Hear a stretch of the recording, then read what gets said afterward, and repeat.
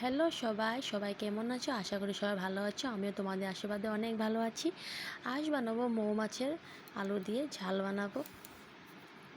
দেখো এখানে মাছগুলো ভালোভাবে কেটে ধুয়ে নিয়েছি।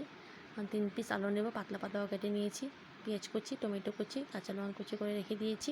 এখন একটা কড়াই নেব, কড়াইটা ভালো করে গরম করে নেব, দিয়ে দেবো তেল দেওয়ার পর এখানে মাছগুলো ভেজে নেব। ভালো করে ভেজে নেব, না কড়াইতে লেগে যাবে। ভাজা হয়ে গেছে, এখন ভালো করে পাট করে তুলে নেব সব মাছগুলো। আবার কড়াইটা বসিয়ে দেব, বসিয়ে এখানে তেল দিয়ে দেব। তেল দেওয়ার পর এখানে দিয়ে দেবো কুচি করা পেঁয়াজগুলো দিয়ে দেবো। নাড়াচাড়া করে লাল করে রেখে দেবো। লাল করা হয়ে গিয়েছে, এখন আমি দিয়ে দেবো কুচি করা আলুগুলো, পাতলা পাতলা করেছি আলুগুলো দিয়ে দেবো। তারপর আবার নাড়াচাড়া করে ভালো করে এখানে দিয়ে দেবো টমেটো কুচিগুলো দিয়ে দেবো।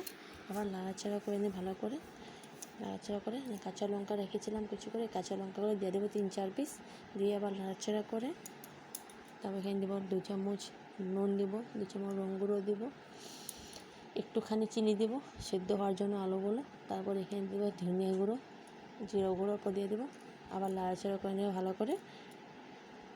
নাড়াচাড়া করা হয়ে গেল, তারপরে আমি একটুক্ষণ রেখে তারপরে ঢাকা দিয়ে দেবো। দিয়ে মরিচের গুঁড়ো দিয়ে দেবো অল্প, মরিচের গুঁড়ো দেওয়ার পরে তাহলে নাড়াচাড়া করে ঢাকা দিয়ে দেবো। ঢাকা দিয়ে তারপর দেখো আমার কষানো হয়ে গিয়েছে। এখন দিয়ে দেবো সামান্য পরিমাণ জল দেবো, বেশি জল দেবো না। দেখো জল দিয়ে হয়ে গেছে, এখন ঢাকা দিয়ে দেবো। ঢাকনা খুলে দেখো আমার ওপর ঝোল আছে, তার জন্য আবার 2-3 মিনিট রেখে দেবো। মাছ দিয়ে দেবো একটু পরে। দেখো এখন মাছ দিয়ে দেবো। মাছগুলো দেওয়া হয়ে গেছে, সব সম্পূর্ণ মাছ দিয়ে তারপর নাড়াচাড়া করে নেবো। নাড়াচাড়া করে দেখো আমার কমপ্লিট হয়ে গিয়েছে বানানো। যদি তোমাদের ভিডিওটা ভালো লেগে থাকে তাহলে লাইক, শেয়ার, সাবস্ক্রাইব করে দিও চ্যানেল।